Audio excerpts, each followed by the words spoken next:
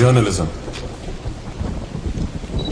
One of the most respected and principled jobs in the world. ఒక మనిషి ప్రపంచాన్ని మార్చాలనుకుంటే journalist కంటే గొప్ప ఆయుధం ఉండదు. We all have the same motive to tell the truth. మనం ఎన్ని పేజీలు రాశామనేది కాదు, ఎన్ని నిజాలు బయట పెట్టామనేదే జర్నలిజం.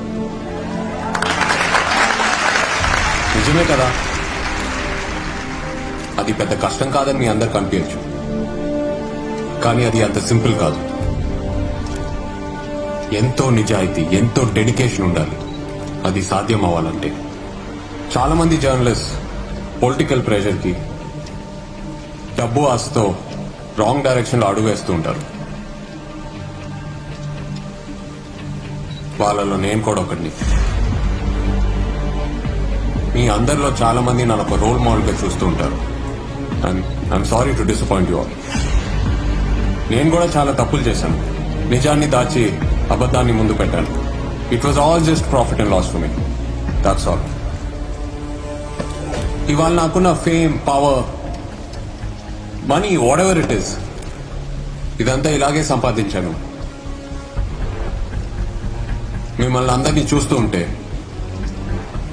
నాకు జర్నలిజం ఫ్యూచర్ కనిపిస్తుంది. It's in the wrong hands now. మీరే దాన్ని మార్చాలి. ప్రాణం పోయినా సరే నిజాన్ని మాత్రమే చెప్పండి. And if you can't do it, if you don't have the guts, don't be in journalism. ఇలాంటి పొలిటీషియన్స్ చాలా మంది మిమ్మల్ని కరప్ట్ చేయడానికి ట్రై చేస్తారు, బెదిరిస్తారు, డబ్బు ఆశ చూపిస్తారు, కానీ దేనికి లొంగద్దు. This bastard, this bloody bastard Sagar, నేను చేసిన తప్పులో సగం వీడి కోసం అలాంటి చాలా మంది జర్నలిస్ట్ ని వాడుకొని ఇవాళ ఈ పొజిషన్ లో ఉన్నాడు.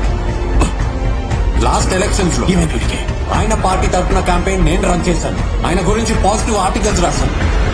ఆయన ఫ్యామిలీ చేసిన తప్పులన్నీ దాచాను. అండ్ వీటన్నిటికీ నేను డబ్బు తీసుకున్నాను. ఇప్పటి వరకు మీరు ఎన్నో స్పీచ్లు ఈ చెవితో విని ఈ చెవితో వదిలేసి ఉంటారు. అందుకే ఈసారి ఈ స్పీచ్ ని విని వదిలేసేలా కాదు, చూసి గుర్తు పెట్టుకునేలా చేయబోతున్నాను. చేయబోయే పని చూసి మీ అందరిలో ఎవరో ఒకరికైనా మార్పు వస్తే చాలు.